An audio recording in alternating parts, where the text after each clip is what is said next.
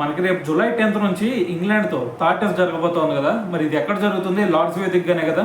మరి లార్డ్స్ వేదిక అనగానే మనందరికి ఫస్ట్ గుర్తొచ్చేది బౌలర్స్ పండుగ చేసుకుంటారని చెప్పేసి. సో మరి దానికి అనుగుణంగానే ఇక్కడ బ్రెండన్ మెకలం కూడా పిచ్ క్రియేటర్స్గా చెప్పేశాడు ఆల్రెడీ, మీరు ఈ పిచ్ని మరి బౌలర్స్కి బాగా అనుకూలించే విధంగా రెడీ చేయండి అని చెప్పేసి వాళ్ళకి చెప్పాడు. సో వాళ్ళు కూడా అదే విధంగా రెడీ చేశారు. సో దానికి సంబంధించిన పిక్స్ కూడా మనకి బయటకు వచ్చినాయి. సో దాంట్లో మనకు గౌతమ్ గంభీర్ కూడా పిచ్ని చూస్తూ ఉన్నట్టు మనకు ఒక పిక్ అయితే బయటకు వచ్చిందనమాట.